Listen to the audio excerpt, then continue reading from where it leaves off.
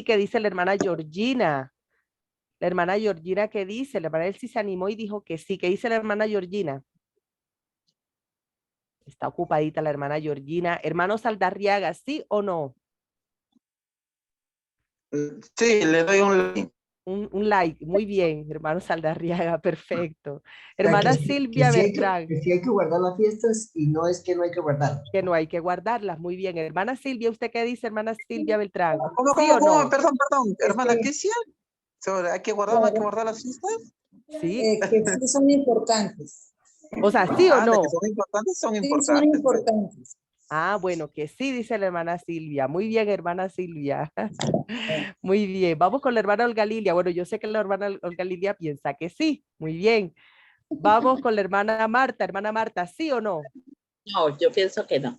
La hermana Marta dice que no. Muy bien. Vamos con Ruth. Ruth, ¿tú qué piensas, Ruth? Sí, Que sí, muy bien. yo creo que es importante porque en la Pascua fue cuando murió nuestro Señor amado Bueno, Jesús. muy bien, pero Y recuerde que entonces estamos hablando de todas las fiestas, incluyendo pan y sin levadura, incluyendo todo eso. ¿Sí? ¿Sí o no? Like arriba, como dijo el hermano Saldarriega, o like abajo. Vamos a mirar.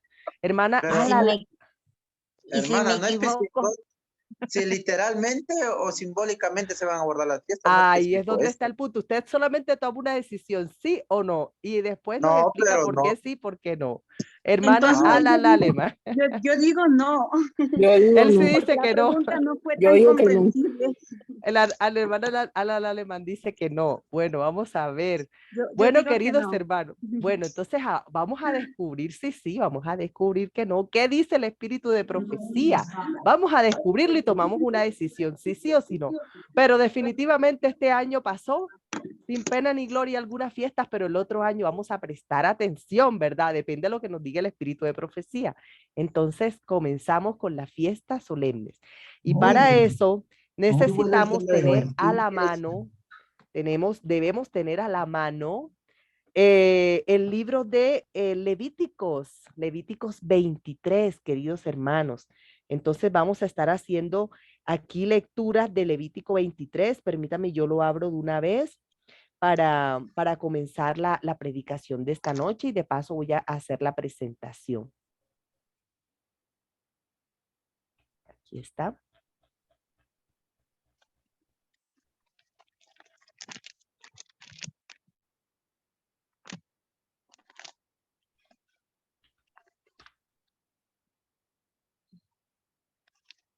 Muy bien.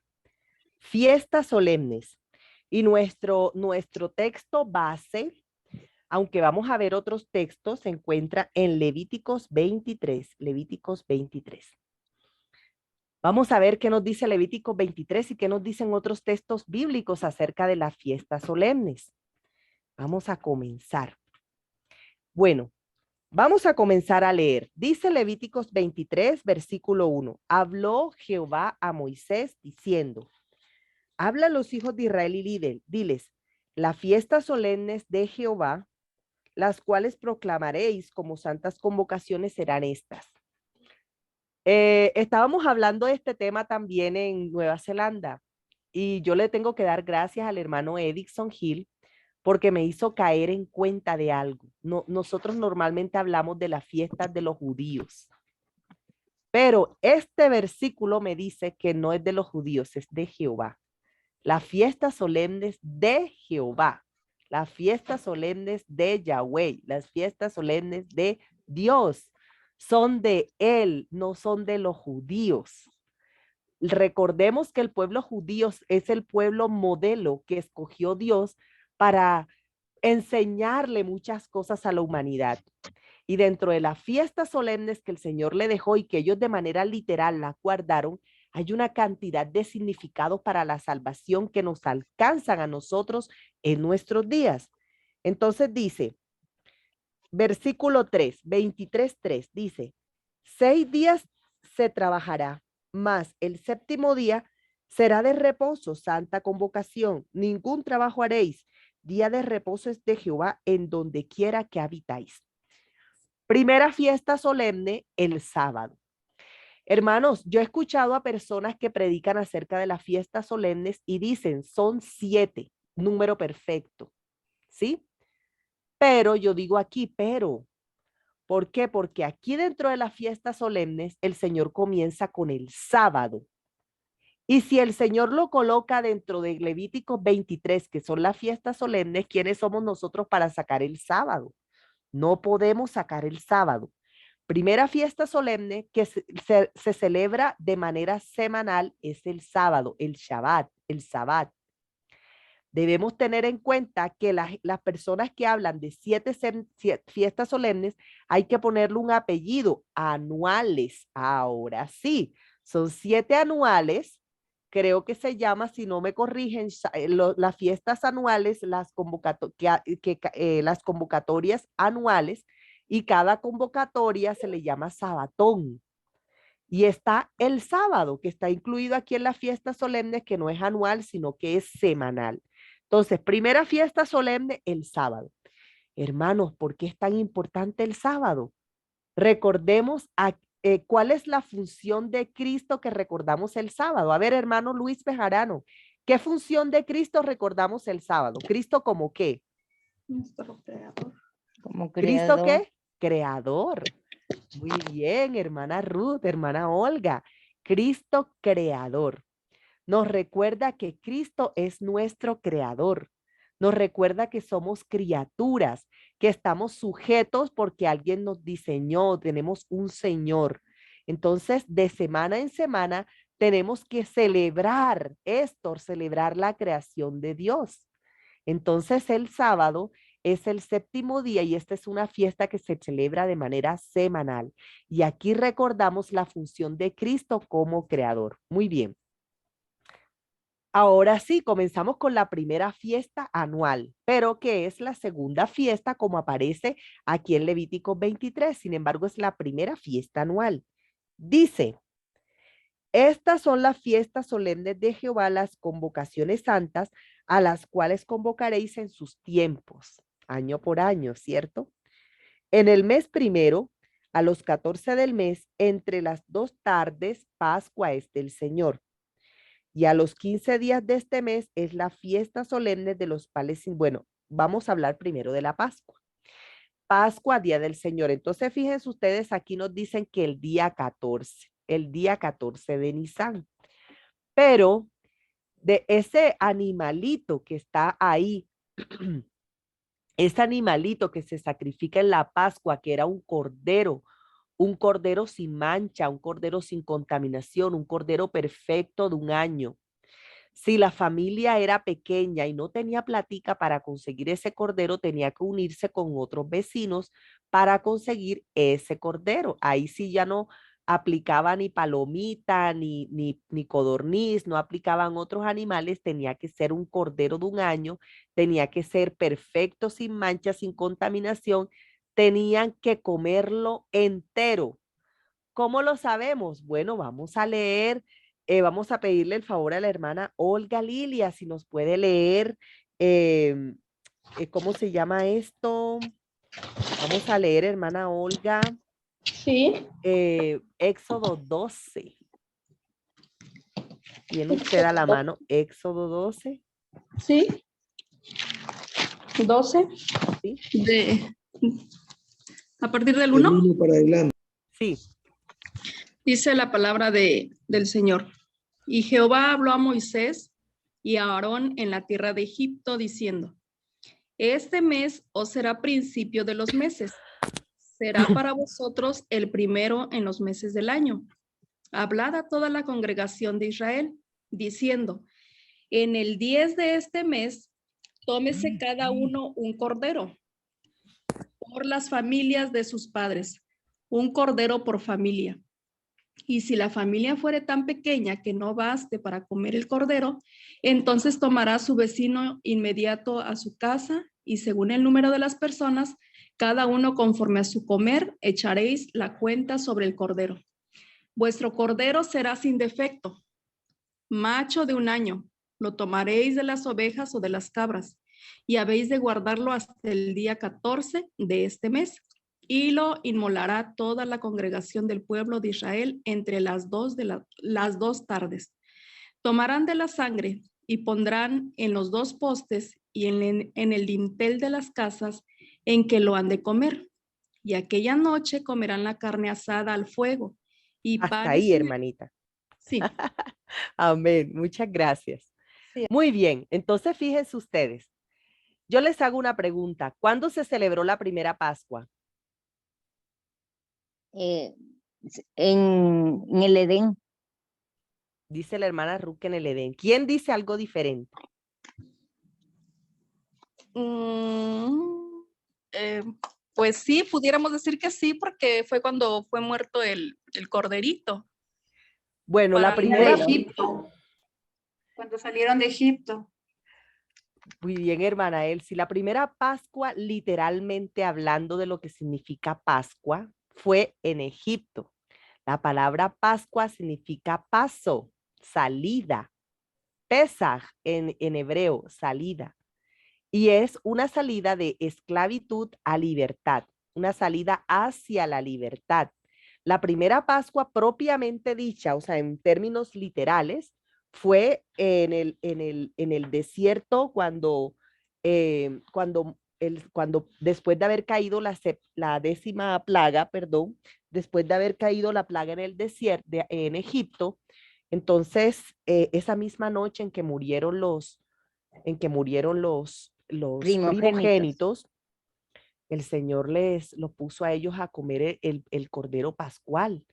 Recordemos que el ángel de la muerte pasó y el que no tenía los 3 dintales de sus puertas con la sangre de ese cordero, el primogénito de esa casa moría. Hermanos, ¿saben una cosa? Esos 3 dintales, o sea, los 2 postes de la puerta y el dintal de arriba, en un sentido espiritual, podemos compararlo con las tres eh, tentaciones que tuvo Jesús y fueron 3 tentaciones que venció. Y de alguna manera esas tres tentaciones nos enseñan a nosotros acerca de las 3 más duras situaciones que un ser humano puede vivir y en las cuales tiene también que vencer. Entonces el Cordero nos coloca en nuestras puertas, esa sangre tiene que estar en esos 3 dintales de nuestra puerta del corazón. Recordemos que el Cordero dice, yo estoy a la puerta y llamo. Esa puerta de nuestro corazón es importante, ¿sí? En esa puerta debemos vencer, así como venció Jesús allá en el desierto de Judá, ¿cierto? Tenemos también que nosotros vencer esas tentaciones. Recordemos que la primera tentación de Jesús fue acerca del alimento. Y esa primera tentación de Jesús nos recuerda nuestras pasiones. Llámese pasiones alimenticias, ¿cierto? Desde que nosotros nacemos empezamos a gustar. Nacemos y lo primero que tenemos en la boca es la teta de la mamá para sacar la sangre. Entonces para nosotros la boca es placentera, ¿sí? Pero el Señor comprobó de que nosotros, por mucho que tengamos hambre, por mucho que tengamos sed, ni el hambre ni la sed son motivos suficientes para entregarle la comida en todos sus términos, ¿cierto? Comida, deleite de alimentos, deleite con el esposo, deleite con la esposa. Ninguna de las comidas son suficientes para poner a Dios, para la comida por encima de Dios. Jesús pasó 40 días y 40 noches y estaba débil completamente en su naturaleza humana. Y a pesar de eso, cuando fue tentado, él no dijo la carne es débil, sino el espíritu me fortalece. Entonces, el mismo ejemplo lo tenemos nosotros y nosotros debemos dominar nuestras pasiones. Nuestras pasiones son instintivas, ¿sí? Son instintivas, pero aunque sean instintivas, Dios nos da la fuerza para dominar nuestras pasiones. Y aquí pasiones incluye todo lo que para nosotros es alimento y es fundamental. ¿De acuerdo? Muy bien. Allá en el desierto, el Señor también, también Satanás se le apareció y habló de la adoración, ¿cierto? Que si postrare lo adorase, le iba a dar a todos los mundos en el universo. Entonces, fíjense ustedes como algo que nosotros tenemos que vencer es ese deseo de hacer lo que la gente hace.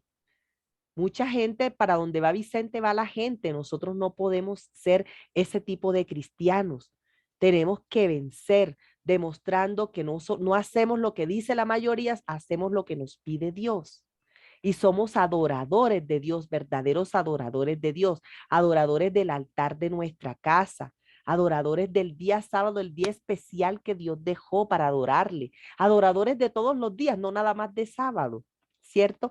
Adoradores con el corazón, adoradores con la música que le agrada, adoradores con las cosas que le agradan.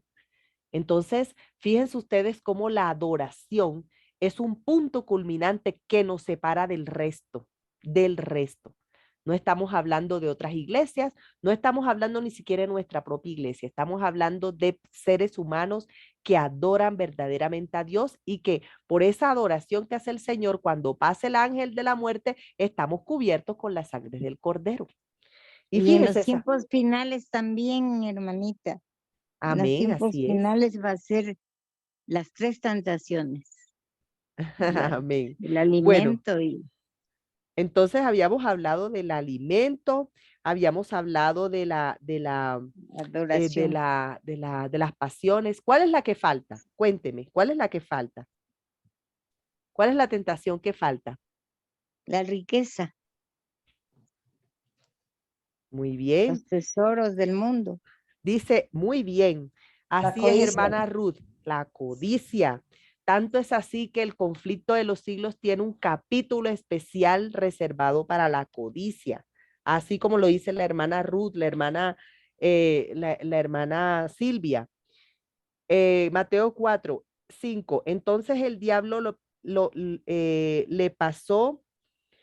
le pasa a la santa ciudad y le pone sobre las almenas del templo y le dice, si eres el Hijo de Dios, échate abajo, que escrito está, a sus ángeles mandará por ti y él te ensalzará y le ensalzarán en las manos para que nunca tropiece con tu pie en piedra. Jesús le dijo, escrito está, además no tentarás al Señor tu Dios. Todo el tiempo nosotros estamos a veces tentando al Señor. Como soy hijo de Dios, yo sé que el Señor me va a dar esto, como soy hijo de Dios, el Señor me va a dar aquello. Y utilizamos a veces nuestra codicia, utilizamos nuestra presunción para coger a Dios de títere y Dios no es ningún títere. Dios es soberano. Él da si Él quiere, Él da si Él cree que conviene dar. ¿Sí? Ahora su función no es nada más pedir. Una de nuestras funciones es solicitarle a Dios, pedirle todo a Dios. Sí, es una de las tantas, pero no solo es pedir para usted. Eso nos hace solo egoístas, estar pidiendo cosas para nosotros. Pero qué bonito también es pedir por la salvación de nosotros, pero también de los demás, hacer intercesión. Entonces el Señor aquí, ¿verdad? Mostró que Dios, la palabra de Dios está por encima de la codicia humana, de la presunción humana. Entonces, qué bueno que en nuestro corazón también podamos nosotros tener esa señal de la sangre de Jesús, vivir esa Pascua de manera espiritual. Muy bien, ya nos detuvimos a hablar mucho sobre la Pascua. ¿Cuál es las siguientes fiestas solemnes? Bueno, ahí entonces nos dice Levíticos 23, versículo el versículo 6 dice, y a los 15 días de este mes es la fiesta solemne de los panes sin levadura, Jehová. 7 días comeréis panes sin levadura. El primer día tendréis santa convocación, ningún trabajo de siervo haréis.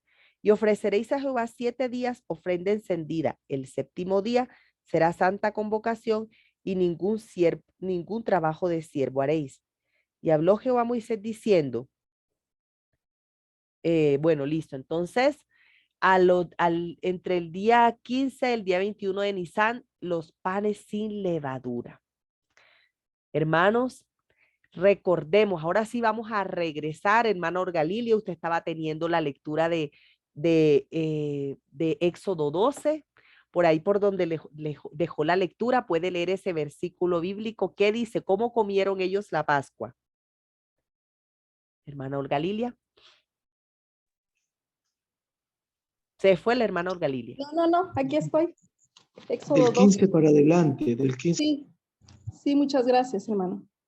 Dice, 7 días comeréis panes sin levadura, y así el primer día haréis que no haya levadura en vuestras casas, porque cualquiera que comiere leudado desde el primer día hasta el 7º, aquella alma será cortada de Israel.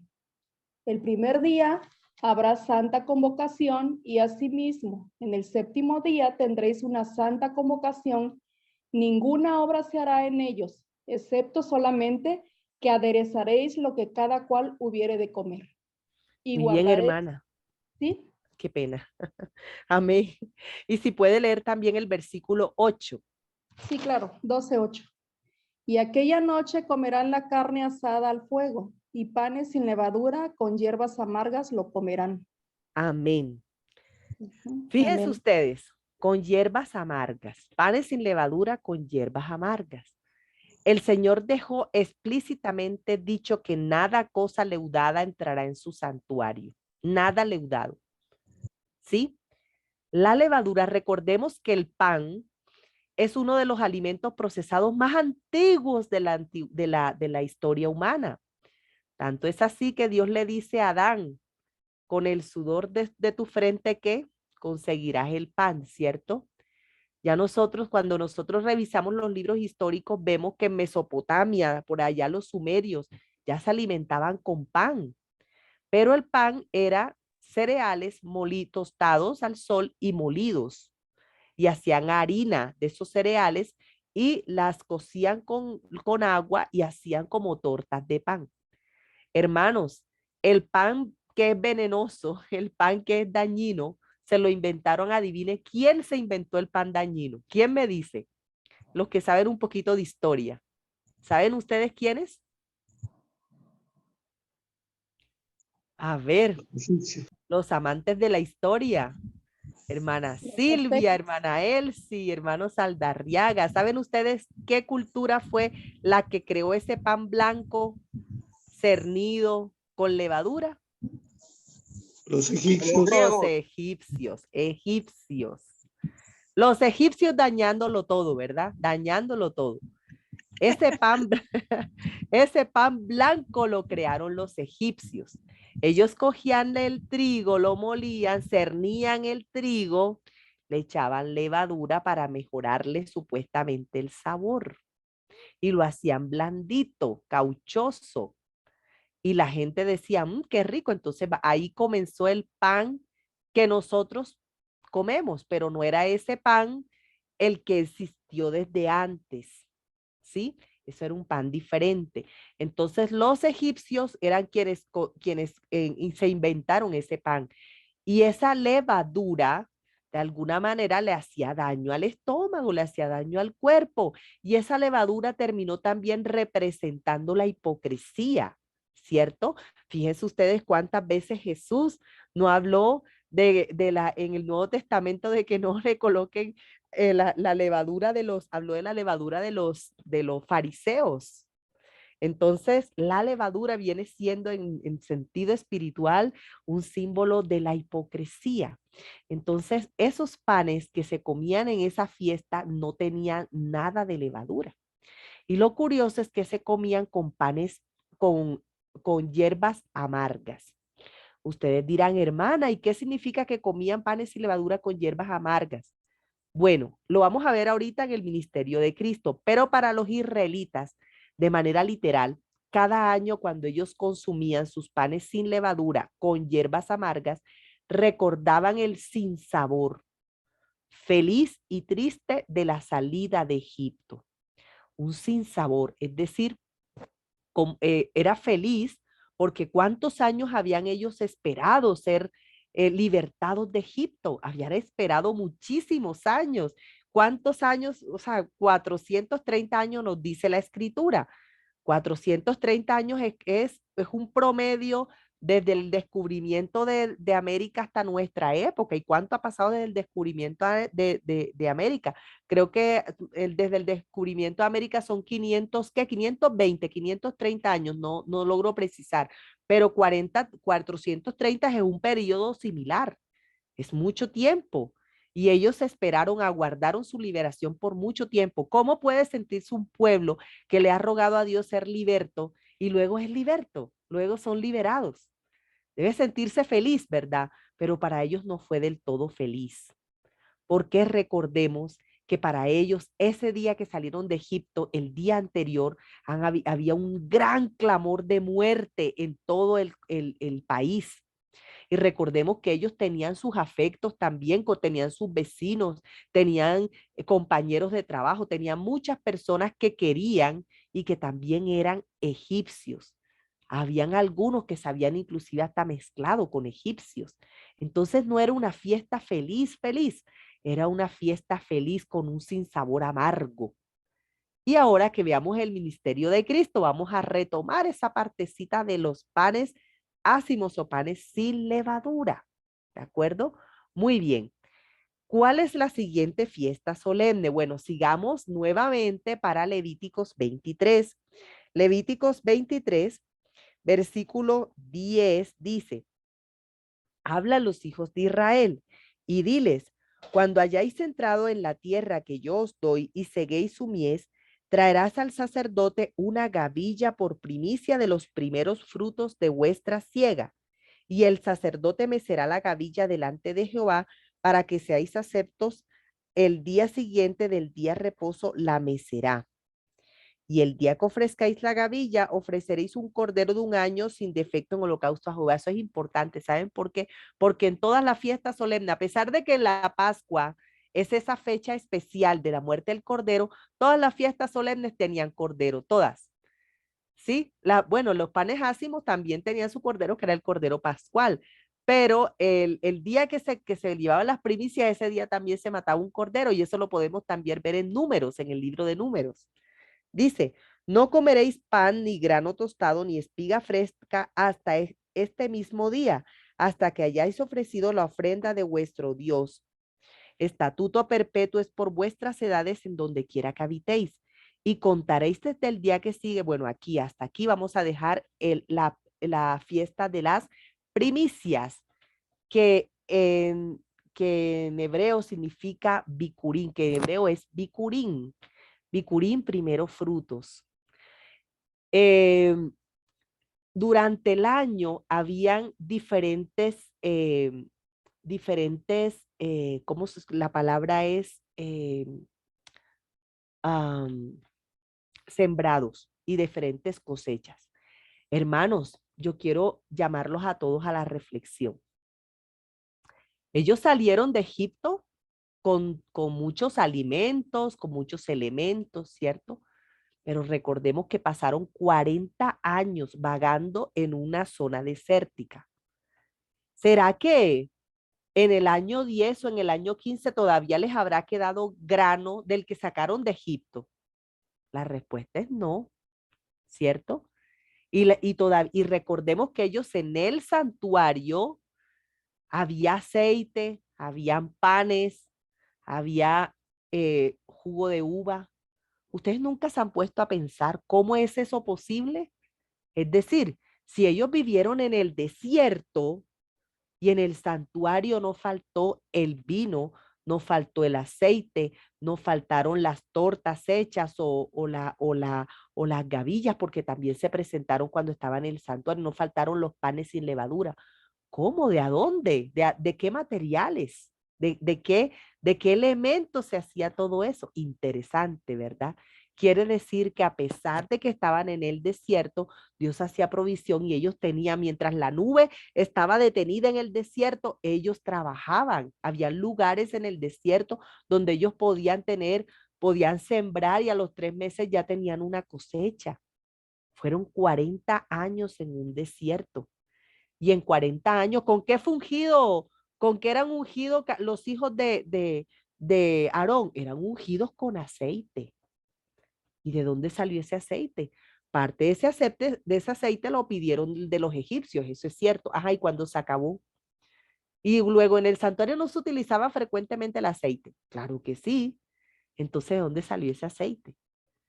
Ah, interesante, ¿verdad? No podemos tampoco especular frente a eso porque la Biblia no da detalles de eso, pero la Biblia menciona que al santuario no le faltaba nada. de lo que el Señor pidió para el santuario, no le faltaba nada. Entonces debemos también nosotros pensar que cada vez que los israelitas se detenían, lo más probable es que ellos pudieran tener cosechas temporales, pero las tenían. Obviamente cuando ya entraron a la tierra prometida ya había abundancia, ya era otra cosa distinta. Pero la Biblia dice, por ejemplo, que a los israelitas no les faltó el agua, no les faltó la comida. Muchos dicen de que esas tortas de harina de las que se presentaban en el desierto eran de maná. Muy probablemente sí, ¿verdad? Porque cómo iban ellos a cosechar en diferentes lugares donde ellos estaban el trigo, aunque el trigo es una de las cosechas más benignas que hay. Se cosecha trigo en todas partes, en todos los climas se puede cosechar trigo y más la cebada. Entonces, son cositas, son curiosidades que nos llevan a pensar muchas cosas, pero lo que debemos tener claro es que en el santuario no faltó nada, no faltó nada. Ahora, Levítico 23 nos dice, cuando llegues a la tierra y presentes la gavilla, quiere decir entonces que esa es otra razón por la cual muchos teólogos piensan de que las tortas que se presentaban en el santuario no eran de gavillas inicialmente, sino eran de maná, eran de maná. Pero nosotros no lo sabemos porque la Biblia no lo especifica en el detalle, ¿de acuerdo?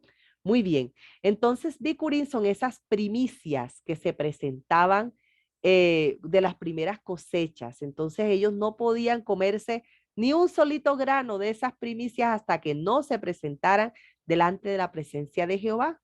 Ese era el derecho ganado del Señor. Primero se presentaban las primicias, después que ya se hacía la ceremonia, ahí sí podían ellos disfrutar de los frutos de la tierra. Las primicias eran los primeros frutos de la tierra, se presentaba de trigo, se presentaba de cebada. Bueno, cuando ellos vivieron en la tierra prometida, habían dos cosechas de trigo. Una que se presentaba en el Bikurim y otro que se presentaba otra que se recogía para otoño, antes de comenzar las fiestas de otoño, se recogía de manera que cuando se llegaba a las cabañas también se presentaba un segundo fruto, pero eso lo vamos a ver después. Muy bien. ¿Qué sucedió? La siguiente fiesta es Shavuot. Dice, versículo 16. Hasta el día, versículo 15, 23, 15. Y contaréis desde el día que siga el día de reposo, desde el día en que ofrecisteis la gavilla de la ofrenda mecida, 7 semanas cumplidas serán. Hasta el día siguiente del séptimo día de reposo, contaréis 50 días. Entonces ofreceréis el nuevo grano a Jehová. De vuestras habitaciones traeréis 2 panes, 2 décimas de efa de flor de harina, cocidos con levadura, como primicias para Jehová. Y ofreceréis con el pan 7 corderos de un año, sin defecto, un becerro de la vacada, y 2 carneros serán holocaustos Jehová con su ofrenda y sus libaciones, ofrenda encendida, olor grato a Jehová. Ofreceréis además un macho cabrío por expiación y 2 corderos de un año en sacrificio de ofrenda de paz. Y el sacerdote los presentará como ofrenda mecida delante de Jehová con el pan de las primicias, y los 2 corderos serán cosa sagrada a Jehová para el sacerdote. Y convocaréis a este mismo día santa convocación. Ningún trabajo de siervo haréis, estatuto perpetuo en donde quiera que habitéis por vuestras generaciones. Cuando segaréis la mies de vuestra tierra, no segaréis hasta el último rincón de ella, ni espigará su siega, para que el pobre y para que el extranjero la dejaréis. Yo Jehová vuestro Dios. Y habló Jehová a Moisés diciendo, habla a los hijos de Israel y diles, en el mes séptimo, bueno, estas ya son las fiestas de otoño. Entonces, fíjense que las fiestas de Shavuot ellos tenían que contar 7 semanas. 7 semanas. La palabra Shavuot significa semanas. Nosotros no utilizamos esa palabra semanas, utilizamos la palabra Pentecostés.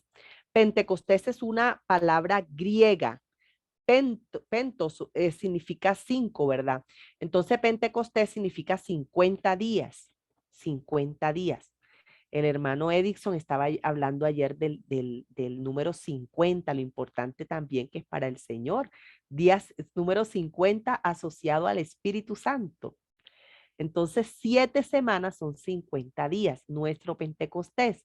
Los israelitas lo festejaban porque recordemos que ellos llegaron al Sinaí y en el Pentecostés, en ese día, el Señor le entregó a Moisés, le entregó ellos escucharon en el Sinaí, primero escucharon la voz de Dios.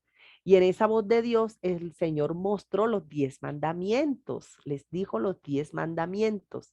Y luego ellos le dijeron a Moisés, no queremos que Dios nos hable, nos asusta. Habla tú con él y lo que él te diga a ti, nosotros haremos. Entonces, recordemos que Moisés subió al desierto y el Señor le entregó las tablas de la ley. Entonces, los israelitas celebran todos los años el Shavuot, que fue el día que el Señor dejó los 10 mandamientos. Resulta que esas tablas de la ley están escritas, dice la Biblia, con el dedo de Dios. ¿Y cuál es el dedo de Dios? ¿Qué dicen ustedes, hermanos? ¿Quién es el dedo de Dios?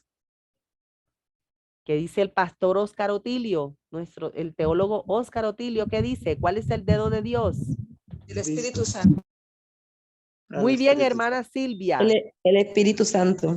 El Espíritu Santo, dice Ana Muñoz también, hermana Ana. ¿Y cómo sabemos que es el Espíritu Santo? ¿Qué versículo tiene usted a la mano que habla del dedo de Dios? ¿Recuerda usted? Por allá hay un... Bueno, hay un- el de eso, hermana, donde las tablas fueron escritas con el dedo de Dios. Bueno, las tablas fueron escritas con el dedo de Dios, pero ¿cómo sabemos que el dedo de Dios es el Espíritu Ah, Santo? bueno, lo sé. Sé que lo leí. Sé ¿Quién que lo lo he dice? leído, pero no sé específicamente, pero sí sé que lo leí que el dedo de Dios es el Espíritu Santo. Bueno, vamos a buscarlo, queridos hermanos, para que nos quede a nosotros claro. ¿Sí? Bueno. Lucas 11:20. ¿Quién lo lee?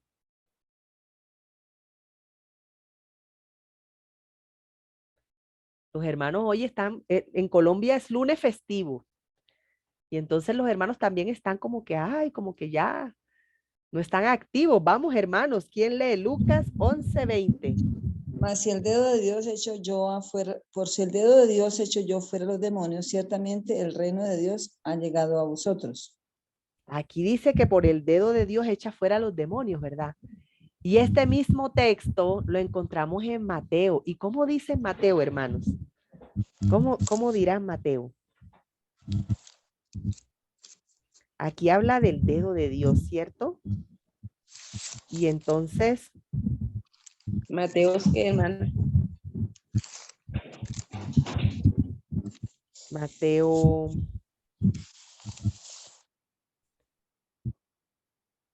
ya les digo,